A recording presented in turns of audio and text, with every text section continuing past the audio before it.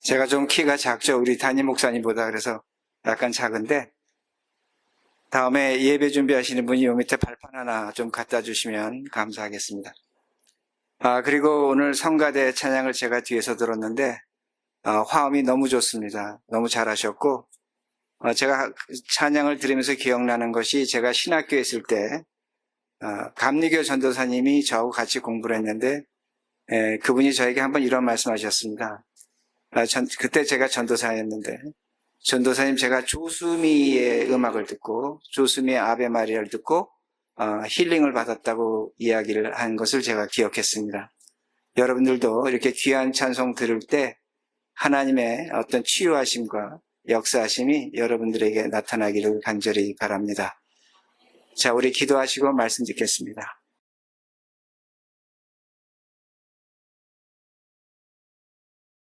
하나님 감사합니다. 다시 한번 비천한 죄인, 사람 앞에도 설 수 없고 하나님 앞에도 설 수 없지만 모든 죄를 가리워 주시고 이렇게 하나님의 단에 서서 거룩한 하나님 백성 앞에 하나님의 말씀을 전합니다. 간절히 간구합니다.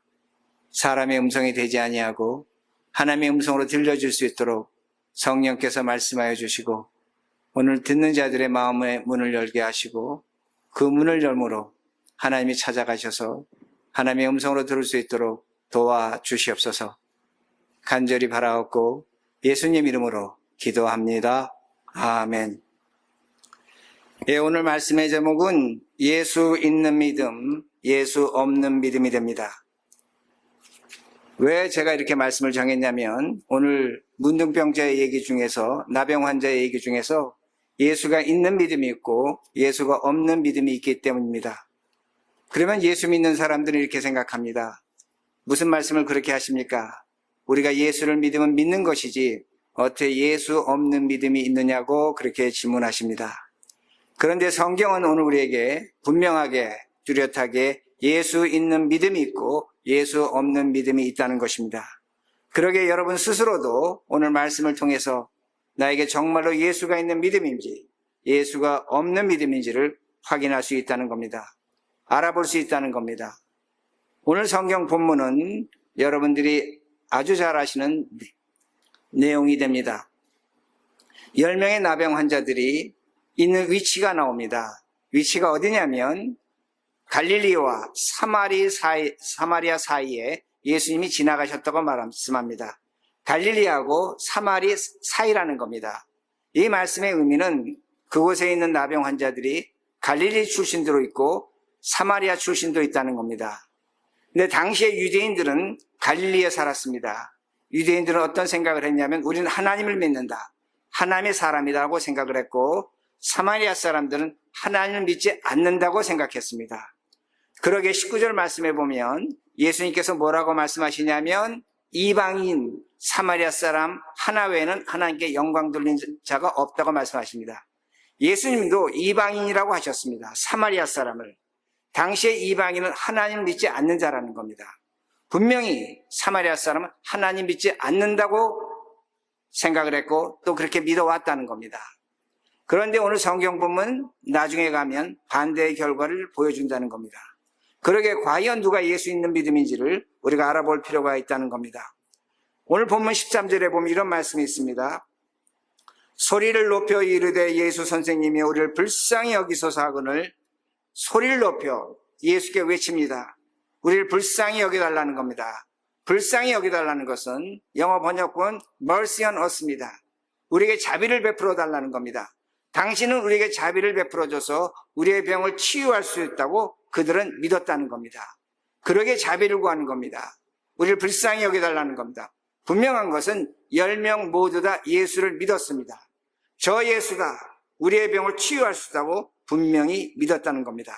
14절입니다. 보시고 이르시되 가서 제사장들에게 너희 몸을 보이라 하셨더니 그들이 가다가 깨끗함을 받은지라. 자, 예수님께서 뭐라고 말씀하셨냐면 너희 몸을 제사장에게 보이라는 겁니다. 그리고 그들이 제사장에게 뛰어갔습니다. 뛰어가는 중에 지금 나병이 나았다는 것을 성경은 분명히 보여줍니다. 대단한 믿음입니다. 예수님이 손대서 치유하지 않으셨습니다. 예수님이 낫다고 하지 않으셨습니다. 가라고 하셨습니다. 누구에게? 제사장에게. 그들은 믿음이 있었습니다. 그 믿음을 갖고 제사장이 뛰어가는 중에 나병이 났다고 성경은 분명히 가르쳐 줍니다. 그들은 기적을 체험했다는 겁니다. 그럼 왜 예수님께서 제사장에 가라고 말씀하시는가 합니다. 우리가 구약 성경에 보면 그 답이 나오는데, 당시에 나병 환자는 하나님의 저주받은 자들입니다. 그 저주가 풀리려면 그 병이 나아야 됩니다. 그 병이 나았다는 것을 누가 증명해 주냐? 제사장이 진찰을 해서 이 사람 병이 다 나았다라고 하면 집으로 돌아갈 수 있었습니다. 고향으로 돌아갈 수 있었습니다. 그러니까 예수님께서 지금 그들에게, 제사장에게 가라고 말씀하셨습니다. 가는 중에 그들의 병이 났다고 성경은 우리에게 분명히 보여줍니다. 여러분, 이건 믿음 중에 믿음입니다. 정말로 해피엔딩입니다. 그들의 믿음대로 제사장을 향해 뛰어가는 중에 병이 분명히 났기 때문입니다. 모든 것이 끝났습니다. 제사장에 가서 증서만 받고 집으로 돌아가면 그들은 가족과 지낼 수 있었습니다.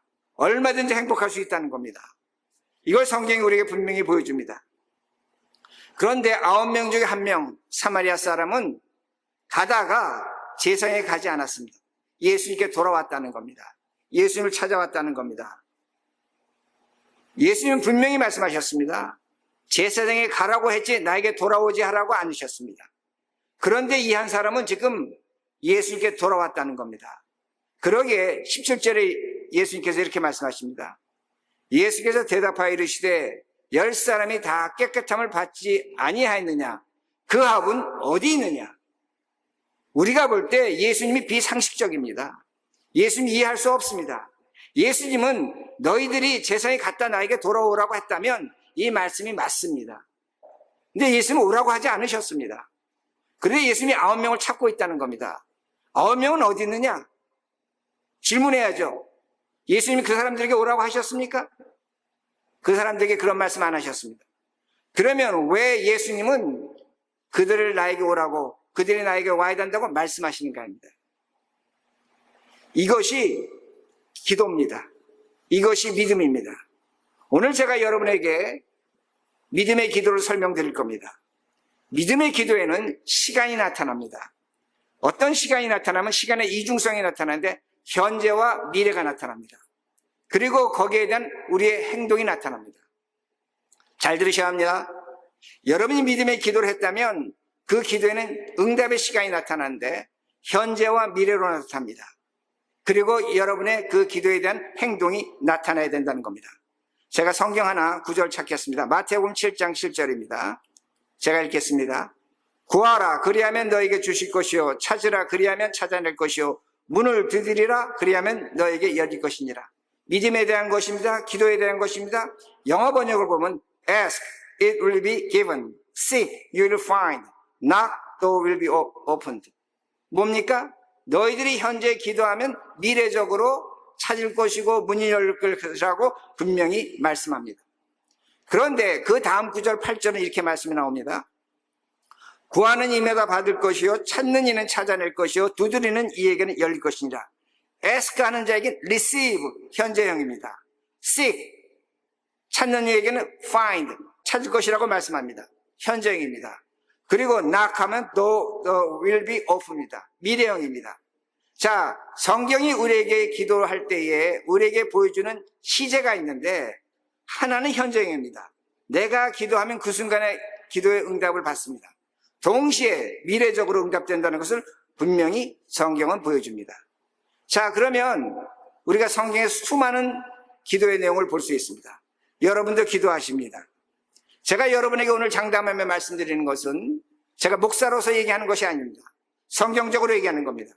여러분의 기도는 100% 응답됩니다. 기도하면 응답됩니다. 그런데 더 중요한 것은 뭐냐면 기도하는 것보다 더 중요한 것은 뭐냐면 여러분의 행동이 나타나야 한다는 겁니다. 이걸 잊지 마시라는 겁니다. 그러기에 내가 성경에 나온 제가 그 기도의 예를 몇 가지 들어드리겠습니다. 마태복음 7장 9절에서 11절을 보면 예수님께서 뭐라고 말씀하시냐면 악한 자도 자식에게 좋은 것을 줄 줄 알거든 하물며 하늘에 계신 하나님 아버지가 너희들에게 너희들이 기도하는 것보다 더 좋은 것을 주시지 않겠느냐는 말씀이 있습니다. 여러분이 기도했습니다. 그런데 하나님이 여러분에게 더 좋은 것을 주신다는 겁니다. 만약에 여러분들이 A라는 문제를 갖고 있습니다. A라는 문제 해결을 위해서 간절히 기도했더니 하나님께서 어떻게 생각하시냐면, 어떤 뜻을 갖고 계시냐면, 이 문제를 해결해 주는 것보다 이 문제를 내버려 두는 것이 이 사람에게 나중에 더 큰 유익이 되겠다, 도움이 되겠다고 그렇게 생각하시려면 그렇게 하신다는 겁니다. 그게 하나님께서 우리에게 더 좋은 것입니다. 근데 여러분 입장에서는 기도가 응답됐습니까? 기도가 응답되지 않았습니까? 여러분 입장에서는 어떻게 생각하십니까? 기도가 응답되지 않았다고 생각합니다. 근데 하나님 입장에서는 기도가 응답됐다는 겁니다. 나중에 내가 너에게 더 좋은 것을 주시겠다고 하나님은 약속하시는 겁니다. 우리 그런 일 많습니다. 살다 보니까 그때는 고통스럽고 어려웠는데, 힘들었는데, 공부하기 힘들었고 먹고 살기 힘들었는데, 지금 생각해 보니까 그때가 하나님의 은혜였다고 말하는 거 수없이 듣습니다. 하나님께서는 그렇게 기도로 응답하신다는 겁니다. 그러기에 우리의 행동이 나타납니다.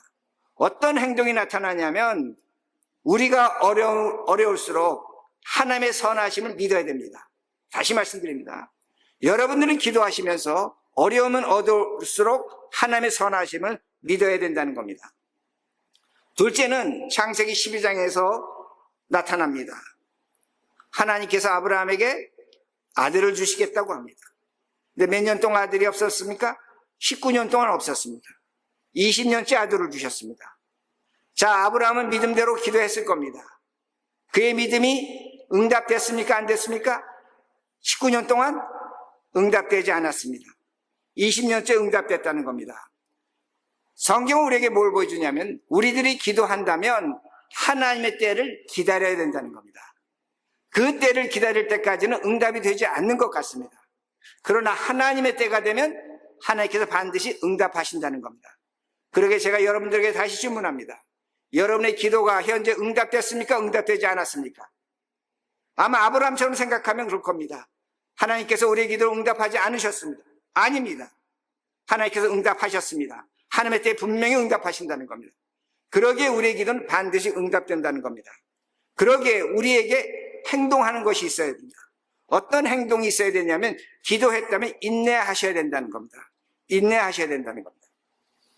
셋째, 성경이 보여주는 것이 있는데, 바울은 기도의 사람입니다.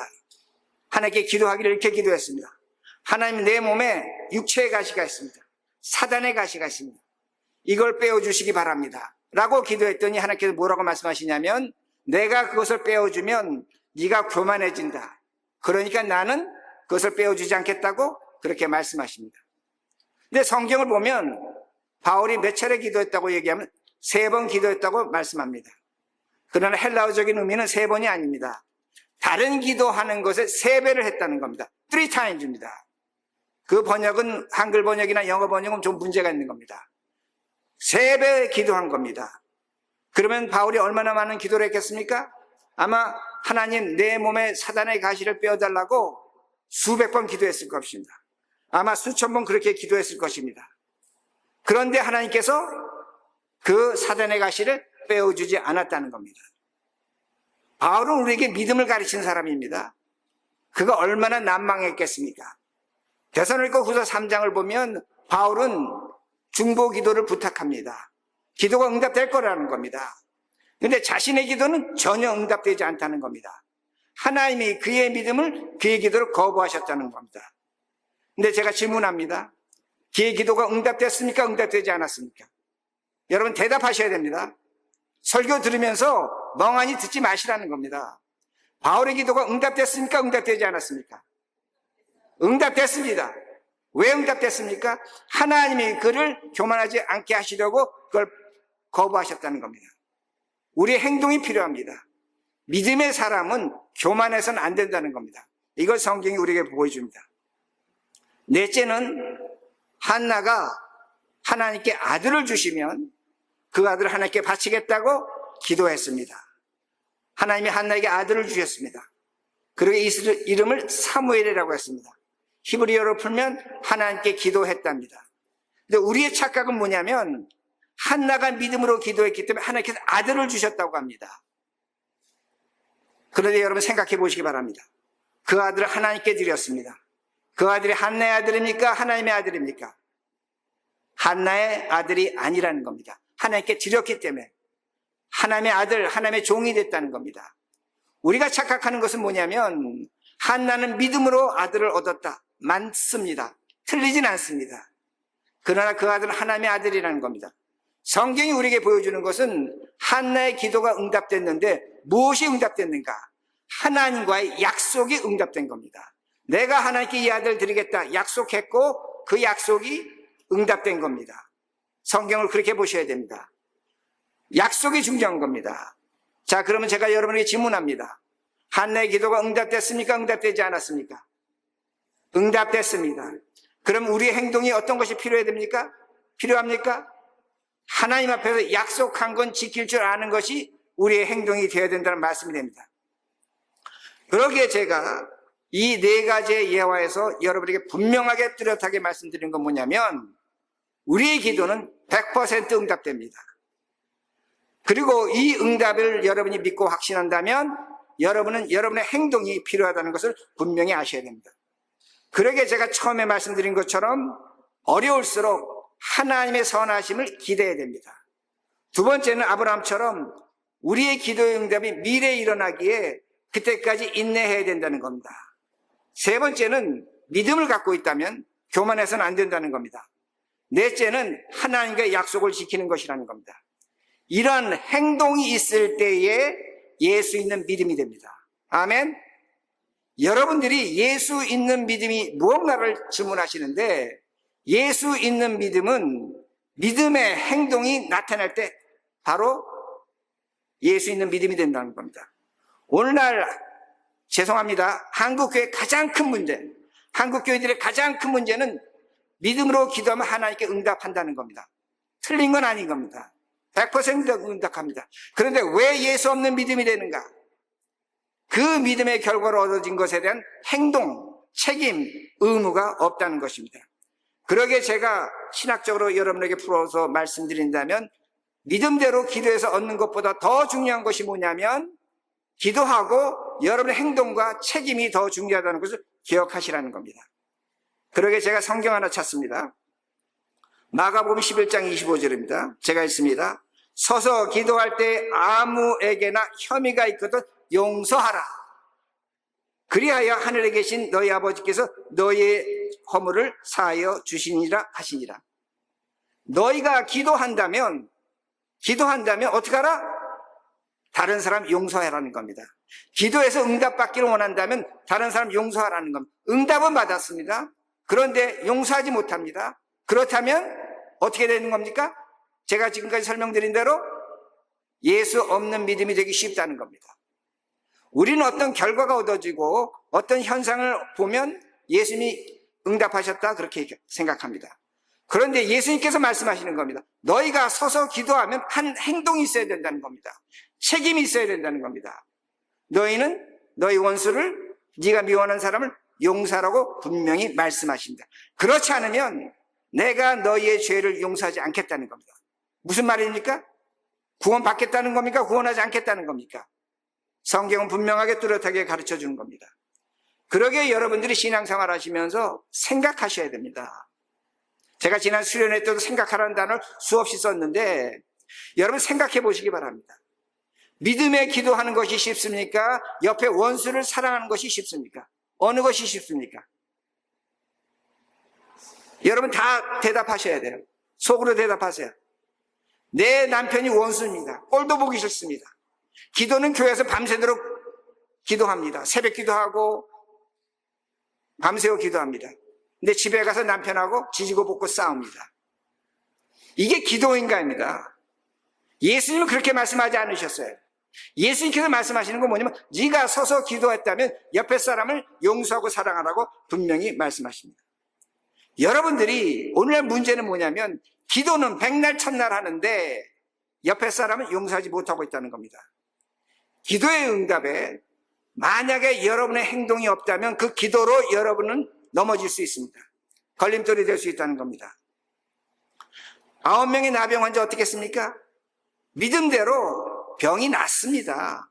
그들은 제사장에 가서 그 증명서 받고 집으로 돌아갔을 것입니다. 근데 그들에게 믿음의 행동이 없었다는 겁니다. 무슨 행동이 없었습니까? 예수님을 찾아오지 않았다는 겁니다. 예수님께서 왜 그들을 찾으셨냐면 믿음은 나를 찾아오는 것이라는 겁니다. 사마리아 사람 찾아오는 것이라는 겁니다. 그런데 찾아오지 않았다는 겁니다. 그러기에 오늘날 여러분들이 믿음 생활을 하시면서 기도 생활을 하시면서 정말로 주의 깊게 하셔야 된다는 겁니다. 자칫 잘못하면 예수 없는 믿음이 될 수 있다는 것을 기억하시라는 겁니다. 어느 철학자가 말했습니다. 오늘 우리가 살아가는 현실은 임시적이다, 제한적이다라고 말합니다. 그가 왜 그렇게 말하냐면 우리에겐 죽음이 있기 때문에 오늘 우리가 살아가는 건 임시적이다, 제한적이다 그렇게 말합니다. 제가 영어 표현한다면 temporary입니다. temporary. 임시적이고 가변적이고 정확하지 않은 겁니다. 이게 우리 인생이라는 겁니다. 맞습니다. 여러분 행복이 있고 불행이 있고 슬픔이 있고 기쁨이 있고 성공이 있고 실패가 있습니다. 이게 영원했습니까? 다 잠시였습니다. 잠시 왔다가 지나갔습니다. 기쁨이 있었지만 슬픔이 있었고 성공이 있었지만 실패가 있었다는 것, 그것이 반복되는 겁니다. 이것이 우리 인생이라는 겁니다. 그런데 우리도 예수 그리스도를 믿지만 세상에 살아갑니다. 그러기에 우리를 temporal being이라고 합니다. 제한적인 존재, 임시적인 존재라고 합니다. 왜 그렇습니까? 여러분이 기도하셨습니다. 믿음의 응답을 받으셨습니다. 그러나 그 응답 받은 것이 과연 오래 갔습니까? 솔직하게 질문하셔야 됩니다. 여러분 질병을 놓고 기도하셨습니다. 질병이 났습니다. 그런데 또 다른 병에 걸리는 것 저는 얼마든지 봤습니다. 여러분 가난했었습니다. 가난으로 기도했습니다. 성공했습니다. 돈 벌었습니다. 그런데 정신적 가난이 찾아와서 약을 먹는 분 얼마든지 많이 있다는 겁니다. 우리의 문제가 하나님으로부터 해결되지만 또 다른 문제가 찾아오는 겁니다. 이게 우리의 현실입니다. 왜? 우리는 temporal being, 이 땅의 임시적 존재입니다. 일시적 존재라는 겁니다. 문제는 뭐냐면 이렇게 되면 우리는 하나님을 어떻게 만들어버리냐면 하나님이 오늘 나의 현실의 문제를, 임시적 문제를 해결해주는 temporal God, 임시적 하나님으로 만들어버리는 겁니다. 하나님은 영원하신 하나님입니다. eternal God입니다. 반대로 만들어버린다는 겁니다. 왜 그런가입니다. 오늘 우리들이 얼마든지 그렇게 살 수 있다는 겁니다. 성경이 오늘 보여줍니다. 9명의 유대인들이 제사장을 찾아갔습니다. 왜 찾아갔습니까? 진단서 받아서 집으로 돌아가야 됩니다. 그러면 왜 예수를 찾아가지 않습니까? 예수는 뭡니까? 병을 낫게 해주는 의사입니다. 그러게 그들이 랍비라고 부른 겁니다. 예수님이 의사입니다. 문제 해결사입니다. 그러니까 예수님이 중요하지 않습니다. 제사장과 예수님이 있다면 9명의 유대인에게 누가 더 중요했습니까? 누가 더 중요했습니까? 제사장이 중요했습니다. 그러기에 그들은 예수님을 찾아가지 않았다는 겁니다. 그러기에 하나님, 영원하신 하나님, 이터널 갓이 지금 템포럴 갓으로 전락한 것을 성경이 보여줍니다. 그러나 사마리아 사람은 그렇지 않았습니다. 그는 가다가 돌아왔습니다. 세상에 가지 않았습니다. 병이 났습니다. 중요한 것이 생각난 겁니다. 뭐가 중요합니까? 예수님이 중요합니까? 제사장이 중요합니까? 제사장이 중요합니다. 왜 예수님이 중요합니까? 하나님이십니다. 이터널 가십니다. 기적을 베풀어 주셨습니다. 병이 났습니다. 그러니까 그는 예수님께 돌아갔다는 것을 성경이 분명히 보여줍니다. 무엇이 중요한가입니다. 여러분 삶 속에서 제사장 중요할 수 있습니다. 그러나 더 중요한 것은 예수님이 될 때 예수님께 돌아간다는 겁니다. 그러기에 시간적으로 여러분 생각해 보셔야 됩니다. 여러분이 현명한 크리스찬이라면 우리가 지금 이터널한 것이 있고 템포럴한 것이 있다면 어느 것을 선택하실 것인가? 여러분 시간적 길이로 봐도 임시적인 것은 끝이 있습니다. 영원한 것은 끝이 없습니다. 물질적으로 봐도 임시적인 건 변합니다. 사람이 변하지 않습니까? 변합니다. 저도 젊었을 때 여러분 같았습니다. 그러나 나이 먹으니까 이렇게 변하는 겁니다. 그러나 영원한 것은 변하지 않는다는 겁니다. 양쪽으로 봐도 그렇습니다. 양쪽으로 봐도 임시적인 것은 일시적인 것 측량 가능합니다. 그러나 영원한 것은 측량할 수 없다는 겁니다. 그러기에 현명한 사람은 영원성을 택하는 겁니다. 하나님을 택한다는 겁니다. 그러기에 우리는 비록 이 세상에 temporal being, 일시적인 존재지만 eternal, 하나님께 종속되어야 된다는 겁니다. 하나님께 종속이 될 때 뭐가 나타나냐면 성경은 분명히 가르쳐 주는 것이, 제가 지난번 수련회 때 말씀드렸지만 우리가 하나님께 종속될 때에 성령의 열매, 하나님의 열매, 자비와 온유와 충성과 절제와 인내와 사랑과 그런 하나님의 거룩한 속성이 우리에게 나타난다는 겁니다. 이것이 바로 예수 있는 믿음이 된다는 겁니다. 그리고 18절 이렇게 말씀하십니다. 예수님께서 이방인 외에는 하나님께 영광 돌리러 돌아온 자가 없느냐 하시고, 이방인 외에는 하나님께 영광 돌리러 온 자가 없느냐고. 9명은 병이 났지만 하나님께 영광 돌리지 못했습니다. 구원받았습니까? 구원받지 못했습니까? 우리 모릅니다. 근데 19절에 예수께서 이렇게 말씀하십니다. 그에게 이르시되 일어나 가라, 내 믿음이 너를 구원하였느니라 하시나. 내 믿음이, 누구의 믿음이? 사마리아 사람의 믿음. 너를 구원했다는 겁니다. 너야말로 예수 있는 믿음이라는 겁니다. 그 믿음이 너를 구원했다는 겁니다. 그럼 우리가 질문해 봐야죠. 9명은 어떻게 됐습니까? 예수 없는 9명 어떻게 됐습니까? 여러분 스스로 답하시기 바랍니다. 그러게 여러분들이 신앙생활 하면서 내가 예수 있는 믿음을 갖고 있는가, 예수 없는 믿음을 갖고 있는가를 확인하셔야 된다는 겁니다. 그러기에 여러분들 교회에서 간증할 때 조심하셔야 됩니다.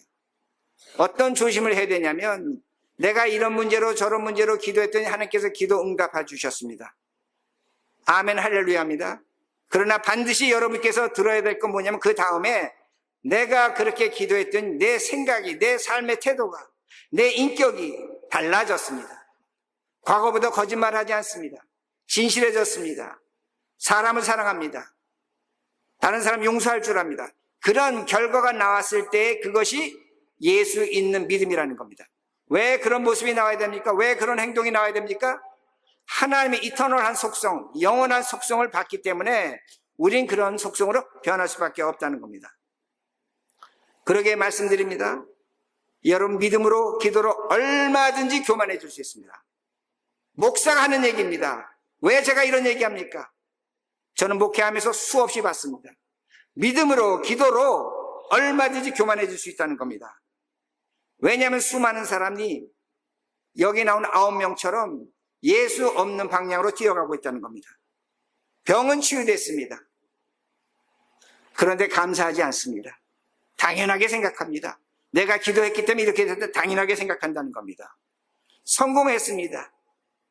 그런데 물질에 인색합니다. 기도 응답받았는데 사람과 불화하고 있습니다.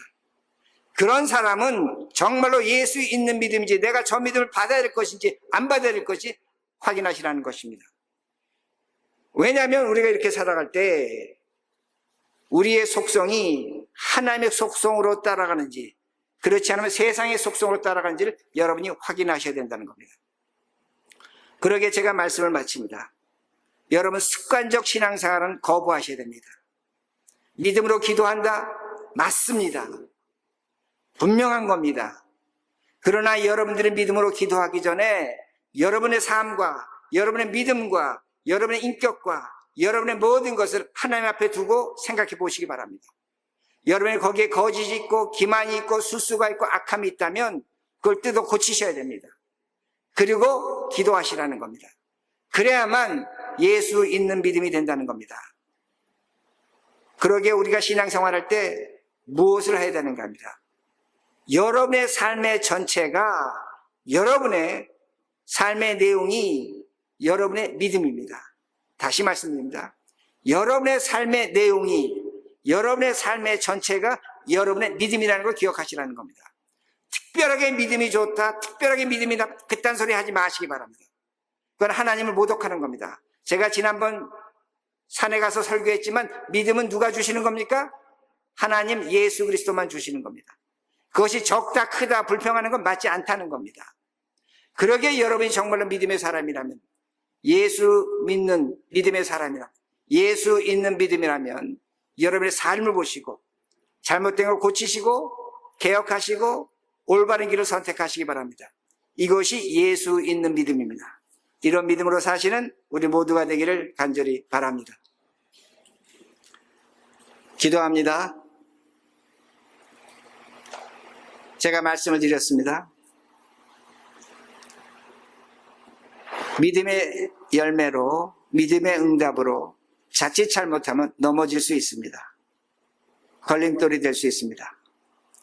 여러분 기도하시기 바랍니다. 믿음의 기도하시기 바랍니다.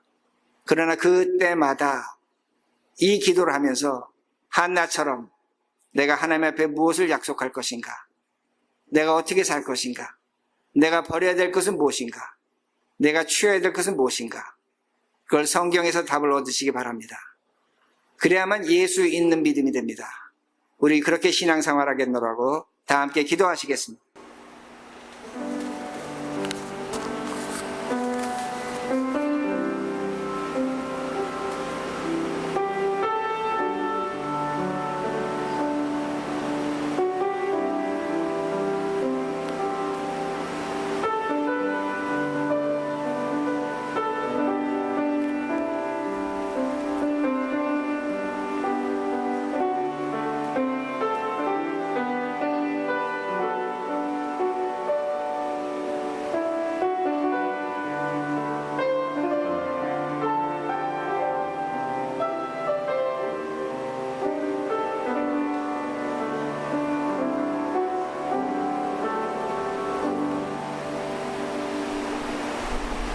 하나님 감사합니다.